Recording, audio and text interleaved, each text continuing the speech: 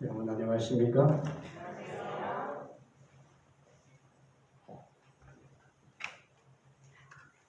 다 같이 하나님의 말씀 요한계시록 16장 17절 20절을 읽겠습니다. 다음 때 같으면 같이 읽겠습니다만 때가 때인지라 제가 그냥 읽도록 하겠습니다. 요한계시록 6장 17절 20절 일곱째가 그 대접을 공기 가운데 쏟음에 큰 음성이 성전에서 보좌로부터 나서 가로되 되었다 하니 번개와 음성들과 내성이 있고 또 큰 지진이 있어 어찌 큰지 사람이 땅에 있어 오므로 이같이 큰 지진이 없었더라. 큰 성이 세 갈래로 갈라지고 만국의 성들도 무너지니 큰 성 바벨론이 하나님 앞에 기억하신 바 되어 그의 맹렬한 진노의 포도주잔을 받음에 각 성도 없어지고 산악도 간데 없더라. 21절 또 중수가 한 달란트나 되는 큰 우박이 하늘로부터 사람들에게 내림에 사람들이 그 박죄로 인하여 하나님을 회방하니 그 재앙이 심히 크미러라. 하나 더 보겠습니다. 요한계시록 6장 12절에 있는 말씀입니다. 내가 보니 여섯째 인을 떼실 때 큰 지진이 나며 해가 총담같이 검어지고 온 달이 피같이 되매 하늘의 별들이 무화과 나무가 대풍에 흔들려 선 과실이 떨어지는 것 같이 땅에 떨어지며 하늘은 종이축이 말리는 같이 떠나가고 각 산과 섬이 제 자리에서 옮기우매 17절 그들의 진노의 큰 날이 이르렀으니 누가 능히 서리요 하더라. 누가 능히 서리요. 오늘 말씀의 제목이 되겠습니다. 오늘은 좀 무거운 주제로 말씀을 드리게 되겠습니다. 사실 성경 지식이 그렇게 많지 않은 우리 새 신자들에게는 아마 이해하는 데 좀 벅찰지 모르겠습니다. 염려가 좀 됩니다. 이 시간은 성경 공부하는 시간이다 그렇게 생각하시기 바랍니다. 설교라기보다는 공부하는 시간이다. 예수님께서도 설교를 많이 하시기보다는 가르치기를 많이 하셨다고 그러는데 오늘은 성경 공부하는 그런 시간이라고 그렇게 생각하시기를 바라겠습니다. 지금 이 코로나 바이러스가 온 세상을 휩쓸고 있습니다. 걱정 많이 되시죠? 미국의 하버드 대학 이런 병에 대한 전문가 그 교수님은 세계 인구의 40% 내지 70%가 1년 안에 이 코로나에 감염될 가능성이 있다. 물론 감염하고 노출하고 감염은 다르게 됐습니다만 여기는 노출이라고 얘기하고 있습니다. 40% 내지 70%가 노출될 가능성이 있다. 그리고 또 어떤 기사를 보니까 6대륙이 다 뚫렸다. 이 지구를 우리가 보통 5대양 6대주라고 하지 않습니까? 6대주는 6개 대륙을 의미하는 것입니다. 6대주가 다 뚫렸다고 하는 것입니다. 그 다음에 어떤 사람은 이 전파력이 이 사스보다는 2000배가 더 빠르게 이 전파력을 가지고 있다. 그렇게 얘기하고 있습니다. 그야말로 코로나 바이러스가 온 세상을 휩쓸고 있는 이와 같은 때에 이 사태에 대해서 말세를 사는 하나님의 백성들은 어떻게 이와 같은 것을 생각하고 또 이와 같은 사태에서 우리가 꼭 어떤 교훈을 우리가 얻지 못한 채 지나쳐 버린다고 하는 것은 굉장히 큰 손실이라 여겨져서 이 말씀을 준비하게 되었습니다. 아무쪼록 이 시간에 우리는 이 현상을 어떻게 볼 것인가, 그리고 이것보다 수백 배, 수천 배 더 큰 재난이 쏟아지게 될 그야말로 이 지상 마지막 때 일곱 재앙이 쏟아지는 그때를 우리는 어떻게 대비하고 살 것인가, 그런 부분에 대해서 공부를 좀 해보도록 하겠습니다. 먼저 역대상 12장 32절에 있는 말씀을 보도록 하겠습니다. 이사갈 자손 중에서 시세를 알고 이스라엘이 마땅히 행할 것을 아는 두목이 200명이니 저희는 그 모든 형제를 가난할 자며. 여기 이사갈 자손들 중에서 시세를 알고, 시세라고 하는 것은 세상의 형편, 그 당시에 세상에 일어나는 사건들을 얘기하고 있습니다. 그래서 주석이도 이렇게 얘기하고 있습니다. 이사갈 사람들은 현재 일어나고 있는 사건의 의미를 이해하는 지혜가 있어서 분별력 있는 조언을 해줄 수 있는 사람들이었다.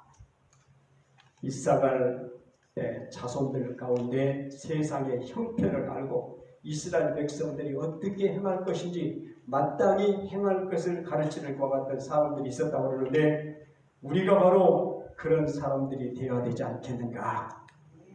말씀을 사는 하나님의 백성들은 예언에 비추어서 현재 세상에서 일어나고 있는 사건들을 예의주시하고 해석하고 그리고 분별할 줄 알아야 한다고 하는 것이죠. 그렇지 못할 때 우리 주님께서 이런 책망을 하십니다. 마태복음 16장 2절에서 3절 보게 되면은, 너희가 저녁에 하늘이 붉으면은 날이 좋겠다 하고 아침에 하늘이 붉고 흐리면은 오늘은 날이 붓겠다 하나니, 너희가 천기는 분별할 줄 알면서 어찌하여 이 시대의 표적은 분별하지 못하느냐. 우리는 이 현상을 하나의 시대의 표적으로 볼 수밖에 없는 것입니다. 그 이유는 그렇게 이 코로나 바이러스가 온 세상을 휩쓰고 있는 이와 같은 현상을 우리가 시대의 표적으로 볼 수밖에 없는 이유는 예수님이 하신 말씀 때문인 것입니다.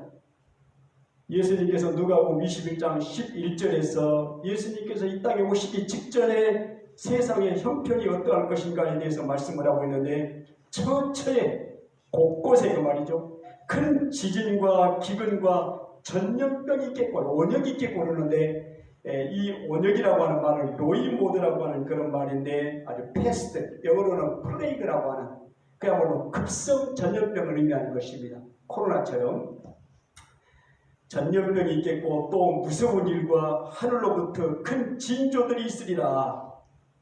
예수님께서 2000년 전에 직접 하셨던 말씀이 지금 우리 눈앞에 보여주고 있다고 하는 것입니다.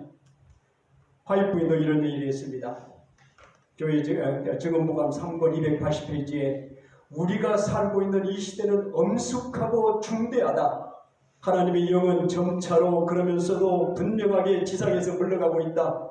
재앙과 심판이 하나님의 은혜를 멸시하는 자들 위에 이미 내리고 있다. 우리가 살고 있는 이 시대는 어쩌다? 엄숙하고 중대하다. 하나님의 영은, 이 세상을 장악하고 있는 하나님의 영은 점차로 그러면서도 분명하게 확실하게 지상에서 물러가고 있다. 재앙과 심판이 하나님의 은혜를 멸시하는 자들에게 내리고 있다. 또 이런 말씀이 있습니다. 하나님의 진노의 몇 방울이 이미 땅에 내렸다 그랬습니다. 그러나 마지막 7 재앙들이 부어질 때 미리 회개하지 못한 자들은 피난처를 찾지 못할 것이다. 참 두려운 그런 말씀이 아닙니까? 하나님의 영이 점점점 세상을 따라가고 있고, 그야말로 하나님의 은혜를 멸시한 자들 위에 그야말로 심판과 재앙이 내리겠다고 이미 하나님의 진노의 몇 방울이, 이 코로나 같은 것이 아마 하나님의 진노의 몇 방울이 아니겠습니까? 성경 예언을 비춰볼 때 하나님의 진노의 몇 방울이 계속 되어가지고 마침내 이 세상을 파멸로 몰고 갈 7 재앙으로 이어질 것이라고 말씀을 하고 있는데, 이와 같은 7 재앙이 이 땅에 내리게 되면 그때는 지구가 어떻게 될 것인가? 아까 읽었던 말씀 다시 한번 새겨보겠습니다. 7재가 그 대접을, 이것은 7 재앙을 땅에 쏟는 것이죠. 공기 가운데 쏟음에 큰 음성이 성전에서 보좌로부터 나서 가로되 되었다 하니 번개와 음성 등과 내성이 있고 또 큰 지진이 있어 어찌 큰지 사람이 땅에 있어오므로 이같이 큰 지진이 없었더라. 만국의 성들도 무너지니 큰 성 바벨론이 하나님 앞에 기어가신 바 되어 그의 맹렬한 진노의 포도주잔을 받음에 각 성도 없어지고 산악도 한데없더라. 또 중수가 한 달란트나 되는 큰 우박이 하늘로부터 하늘 사람들에게 내림에 사람들이 그 박제를 하여 하나님을 회방하니 그 재앙이 심히 크더라.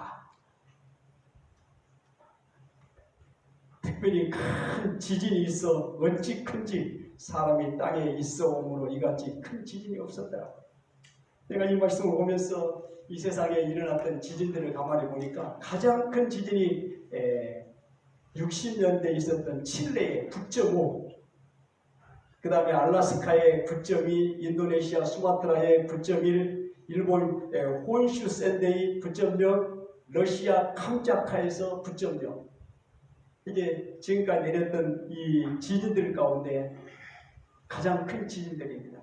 전문가들은 지진이 리터로 8점 이상이 되게 되면 무너진다. 건물들이 거의 무너진다는 것입니다. 그런데 여기 지진은 7째 재앙이 이를 때에 이 지진은 어찌나 큰지 사람이 땅에 있어 옴으로 인해서 이보다 더 큰 재앙이 없었다고 그러니까 지금까지 9.5니까 아마 이건 마지막 때 내리는 이 지진은 어느 정도 되겠습니까? 한 15 정도 될까요? 30 정도 될까요? 아마 그 정도 될 것입니다. 그렇다면 이 세상에 버티고 있을 건물은 어떻게? 하나도 없어질 것입니다. 그 큰 지진에 그야말로 성도 없어져 버리고 그 엄청난 산들이 그냥 땅속으로 들어가서 온데간데 없어질 것이라고 하는 것입니다. 바이브도 이런 얘기했습니다. 이건 없는 것 같습니다. 제가 그냥 읽겠습니다. 화이트인도 그때 당시에 이 지구 형편을 이렇게 묘사하고 있습니다. 천연계의 만물은 정상 궤도에서 벗어나는 것처럼 보인다. 검고 짙은 구름이 솟아올랐다가 서로 충돌한다. 땅의 기초가 흔들리고 건물들은 기웃등거리며 무섭게 무너진다. 바다는 냄비처럼 끓고 온 땅에는 소동이 일어날 것이다. 땅이 취한 것 같이 비틀비틀 침망같이 흔들렸고 채들이 뜨거운 불에 풀어지고 그 중에 모든 것이 다 타버린다. 대쟁투 672페이지에 나와 있는 말씀입니다. 이 엄청난 재앙의 때에 하나님의 진노가 쏟아지는 그 큰 날에 누가 능히 설 것인가? 17절에 그들의 진노의 큰 날이 이르렀으니 누가 능히 설 것인가? 그것이 우리의 최대의 관심사가 아닙니까? 이 정말 세상에 일어나게 된 이 엄청난 현상들을 바라보면서 과연 그와 같은 상태에서 누가 살아남을 것이고 누가 능히 설 것인가? 이것이 바로 우리의 최대의 아마 관심사일 것입니다. 그런데 분명히 여기 말씀하시기를 내가 보니 7째 인을 떼실 때 큰 지진이 나며 해가 종단같이 검어지며 그리고 맨 마지막 6장 맨 마지막 절이 17절입니다. 그들의 진노의 큰 날이 이르렀으니 누가 능히 서리요. 그런데 성경은 이 엄청난 7 재앙 속에서 살아남아서 그야말로 예수님의 재림을 맞이할 사람들이 있다고 기록하고 있는데 요한계시록 6장 마지막 절에 그들의 진노의 큰 날이 이르렀으니 누가 능히 서리요? 라고 질문을 한 다음에 그 다음에 7장 1절로 넘어갑니다. 7장 1절에서 바로 그 대답을 하고 있는데 보시기 바랍니다. 이후에 내가 네 천사가 땅 네 모퉁이에 선 것을 보니 땅의 사방의 바람을 붙잡아 바람으로 하여금 땅에나 바다에나 각종 나무에 불지 못하게 하더라. 또 몸에 다른 천사가 살아계신 하나님의 인을 가지고 해 돕는 데로부터 올라와서 땅과 바다를 해롭게 할 권세를 얻은 네 천사를 향하여 큰 소리로 외쳐가는데 우리가 우리 하나님의 종들의 이마에 인치기까지 땅이나 바다나 나무나 해하지 말라 하더라.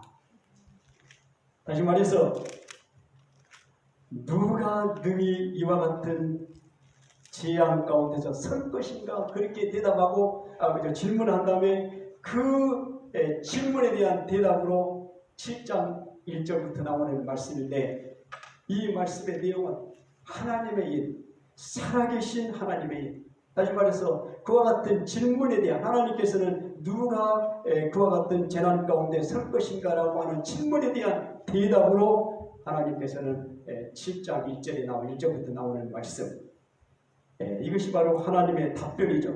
하나님의 답변은 하나님의 인을 소개하고 있다고 하는 것입니다. 다시 말해서 이 큰 재앙의 날에 하나님의 인이 바로 우리의 해결책이 된다고 하는 그런 말씀이죠.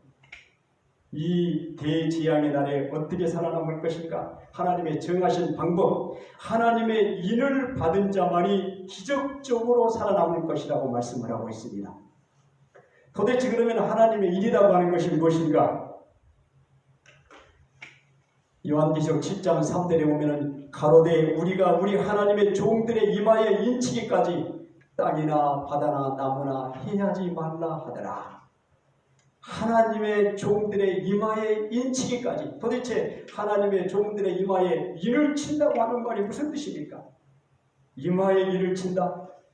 성경 하나 더 보겠습니다. 요한계시록 14장 1절을 보니까 또 내가 보니 보라 어린 양의 시온산에 섰고 그와 함께 14만 4천이 섰는데 그 이마에 어린 양의 이름과 아버지의 이름을 쓴 것이더라.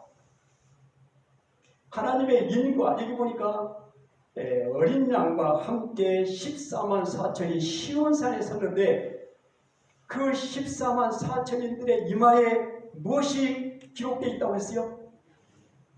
어린 양의 이름과 아버지의 이름을 쓴 것이더라.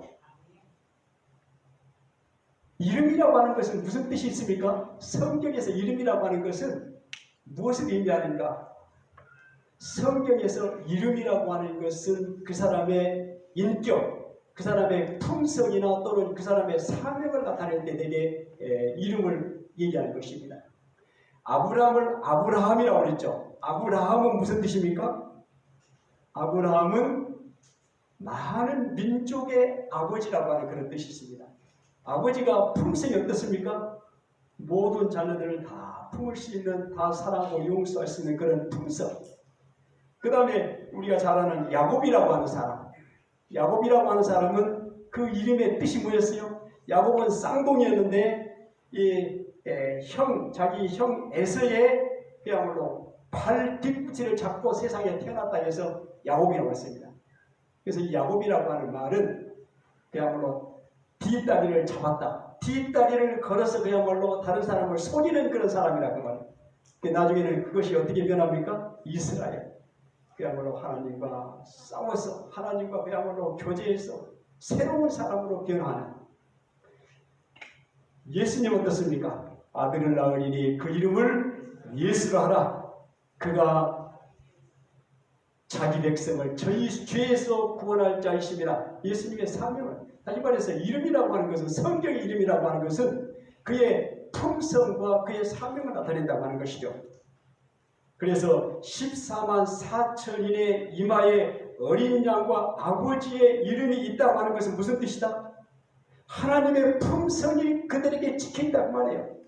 그들의 모습 속에 하나님의 모습이 들어있다. 다시 말해서 하나님의 이는 아버지와 어린 양의 이름이 있는 것을 의미하는데, 이름은 바로 품성을, 하나님의 이름은 하나님의 품성을 의미하는 것입니다.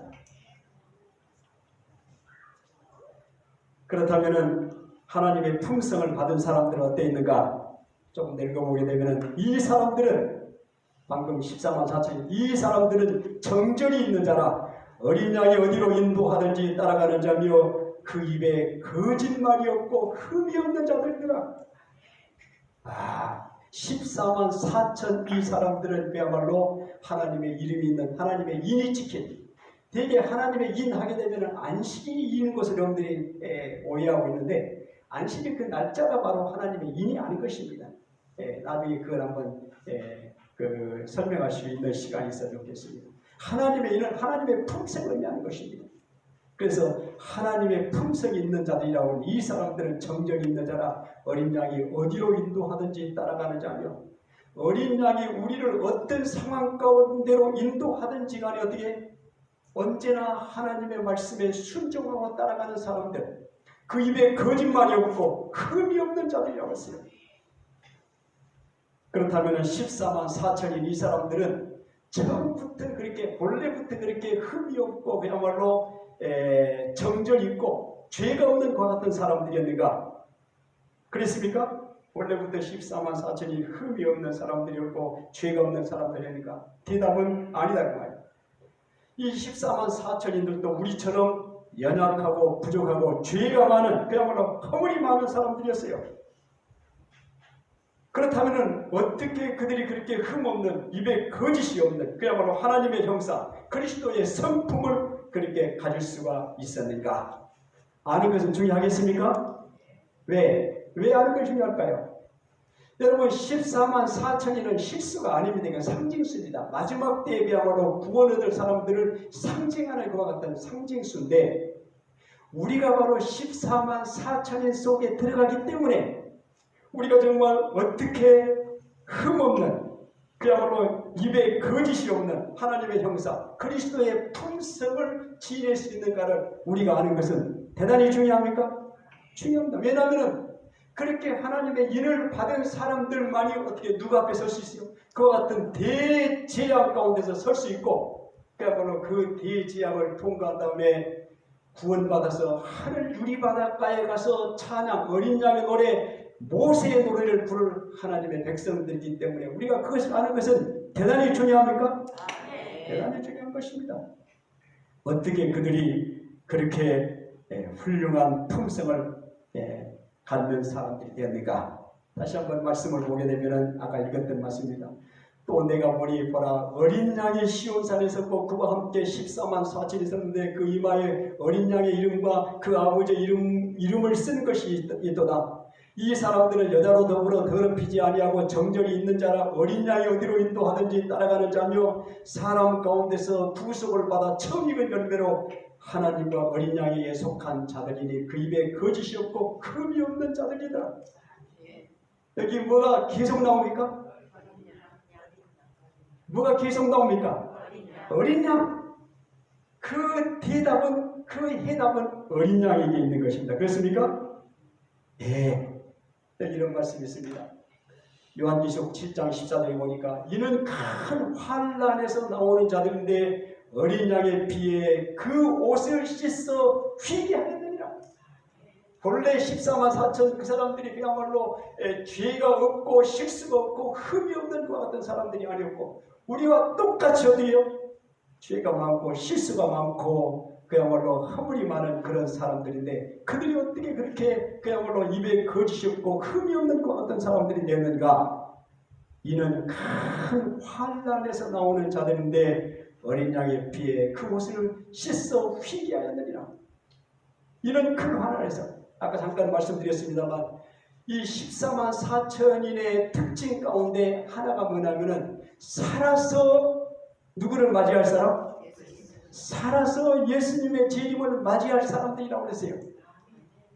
죽은 사람은 그러면 그 14만 4천인에 안 들어가겠습니까? 어떻게 생각하세요?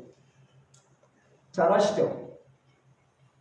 14만 4천인은 살아서 예수님의 재림을 맞이할 것 같은 사람들인데 그럼 예수님께서 오시기 전에 지금 내가 죽게 되면은 나는 그럼 14만 4천에 들어가지 못할 것인가? 어떻게 생각하십니까? 여기 보니까 이는 그 사람들입니다. 이는 큰 환난에서 나온 이 환난이 뭐냐면 7 재앙입니다.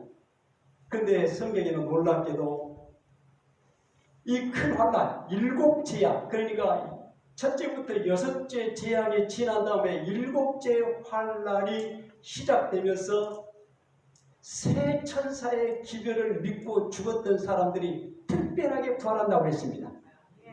네. 다시 말해서 새 천사의 기별이 언제부터 시작됐습니까? 2300주와 예를 보게 되면 1844년에 조사 심판이 시작되죠. 첫째 천사의 기별이 뭡니까? 하나님을 두려워하고 그에게 경배를 드리라. 이는 그의 심판하실 시간. 이 심판이 바로 조사 심판. 1844년 이후부터 시작되는 조사 심판이죠. 다시 말해서 1844년 이후 새 천사의 기별을 받고 혹시 그리스도 안에서 죽은 사람들이 언제 부활하는 거예요? 일곱째 재앙이 시작되기 바로 직전에 부활해서 일곱째 재앙을 경험한다고 그랬습니다. 그래서 보니까 이는 큰 환난에서 나오는 자들인데 그렇게 얘기했습니다.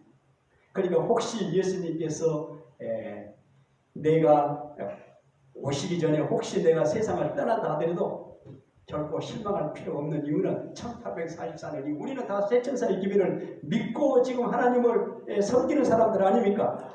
우리 혹시 죽는다 할지라도 우리는 그 부활의 특별 부활에 참여해서 바이블도 그런 얘기했어요.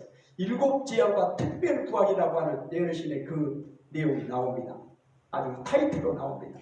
그래서 우리는 부활에서 일곱째 재앙 그 환난을 우리가 통과한 다음에 살아서 주님을 맞이하게 될 것입니다. 자, 그러면 방금 얘기했습니다만 14만 4천인들이 원래 흠없는 사람들이 아니고 죄 많은 사람들이었지만 어린 양의 피에 씻어 휘게 되었던 사람들이라 깨끗하게 되었던 사람들이라고 하는 것입니다. 그것을 보여주는 예표가 바로 성소봉사입니다. 어린 양을 어디서 죽였죠? 성소봉사에서 제단에서 죽여가지고 그 피를 어디로 가지고 들어갔어요? 성소로 가지고 들어가서 앞에 나와 있는 분향단 그 뿔에 발랐다고 했습니다. 그리고 지성소에 들어가서 덮개 아래와 위에 뿌렸다고 하는 것입니다. 이것은 무엇을 의미하는가? 성소 첫 칸에 들어가려면 몇 가지가 있죠. 떡상이 있고 등대가 있고 분향단이 있죠. 이 떡상은 무엇을 의미한다고 했습니까? 하나님의 말씀을 의미한다고 했습니다. 이 등대는 무엇을 의미한다고 했습니까? 성령을 의미한다고 했습니다.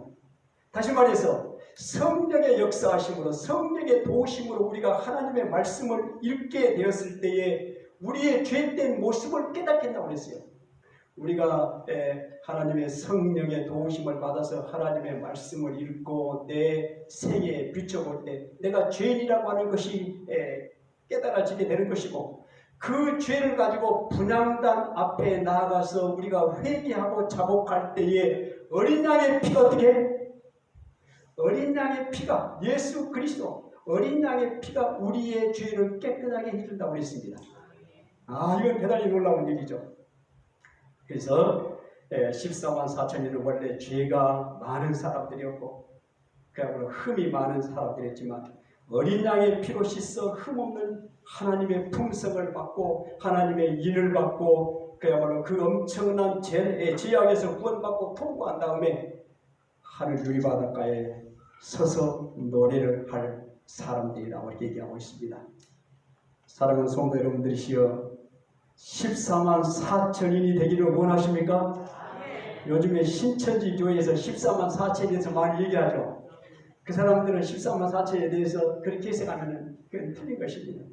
14만 4천인 하나의 그 참 여러 가지 의미가 있습니다만 여기서 시간이 없기 때문에 다 설명하기 어렵고 14만 4천인은 그야말로 어린 양의 피에 그 옷을 씻어서 가지고 희귀한 그와 같은 사람들이었다고 하는 사실을 여러분들이 깨달으시고 이제 결론으로 들어가겠습니다. 엄청나게 재난이 이 세상에 쏟아지게 될 때 지금 이 코로나 바이러스를 위시해서 엄청난 재난이 이 세상에 쏟아질 때에 그와 같은 현상 가운데서 능히 설 수 있는 사람은 어떤 사람들이다? 어떤 사람들이다? 살아서 그와 같은 그야말로 재난을 이기고 통과할 사람들은 어떤 사람들이다? 하나님의 뭐요? 인을 받은 사람들. 하나님의 인은 어떻게 받는다? 하나님의 인이 뭐라고 했습니까? 하나님의 인은 하나님의 품성, 흠없는 하나님의 품성이라고 했습니다. 그렇다면 하나님의 흠없는 품성을 우리가 어떻게 얻는가? 우리 스스로 얻을 수 있습니까? 없습니까? 없어요. 무엇에? 어린 양의 피에 그 옷을 씻어 회개했을 때에 그 사람은 흠없는 품성을 받게 되는 것입니다. 어린 양의 피에 옷을 씻는다고 하는 말이 무슨 뜻입니까? 성령의 능력을 통해서 하나님의 말씀을 볼 때 우리의 죄된 모습이 드러나게 되고 그와 같은 죄된 모습을 그야말로 은혜의 보좌에 나가서 분향단에 나가서 우리가 회개하고 자복할 때에 어린 양의 피가 우리의 모든 죄를 깨끗하게 씻어주고 우리는 하나님의 거룩한 흠없는 품성을 받게 되고 그래서 우리가 구원받는 무리에 참여한다고 하는 것입니다. 그래서 우리가 결코 이 시대에 말씀을 사는 하나님의 백성들로서 결코 놓쳐서는 안 될 한 가지가 있습니다. 그것이 뭐예요? 그게 무엇입니까? 그거 모르면은 오늘 가장 핵심적인 거 말씀을 사는 하나님의 백성들이 정말 흠없는 하나님의 품성으로 이와 같은 재난을 통과하고 구원을 받아야 될 텐데 어린 양의 피에 휘게 씻는다고 하는 의미가 무슨 뜻인가? 우리가 매일매일 하나님 앞에 나아가서 뭐 하는 거예요? 우리의 죄를 회개하고 자복하고 매일매일 우리의 죄를 깨야 됩니까?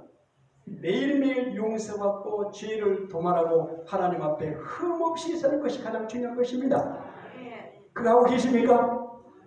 네, 이걸 강조하기 위해서 아주 장황하게 설명을 했습니다. 결코 우리는 이 일을 놓쳐서는 안 돼요. 여러분들이 그야말로 단 하루라도 하나님 앞에서 죄가 있는 채로 하루를 보내시지 마시기 바랍니다. 언제나 아침에 또는 저녁에 하나님 앞에 나아가서 하나님 제가 오늘 또 부족한 사람으로서 하나님의 영광에 이르지 모든 사람이 죄를 범하였음에 하나님의 영광에 이르지 못하더니 오늘 또 하나님의 영광이 되지 못하는 그와 같은 세계를 살았습니다. 이 죄를 용서해 주시오.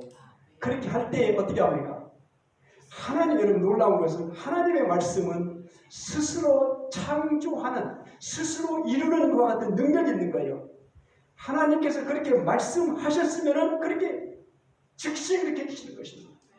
문둥병자가 나와서 주여 원하시면 저를 깨끗하게 하실 수 있습니다. 그러니까 뭐라 했습니까? 내가 원하노니 어떻게?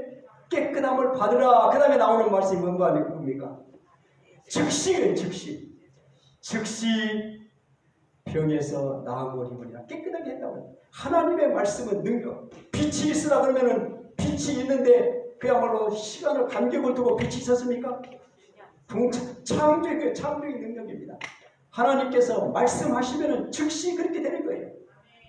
하나님께서 우리를 어떻게 만일 우리가 우리 죄를 자백하면 저는 미쁘시고 의로우사 모든 불의에서 우리를 깨끗하게 하실 것이요 우리의 죄를 다 용서하시겠다고 하나님 말씀 있습니까? 그 말씀은 창조의 능력이 있는 것입니다. 우리가 은혜의 보좌 앞에 나가서 우리의 그야말로 죄를 회개하고 자복할 때에 하나님의 그 말씀을 우리가 받아들이고 그 말씀에 의지할 때에 그 능력은 즉시로 나타나서 우리를 어떻게 하는 거예요? 우리를 즉시로 깨끗하게 한다는 것입니다. 이걸 여러분들이 믿어야 돼요. 이게 바로 믿음의 것입니다.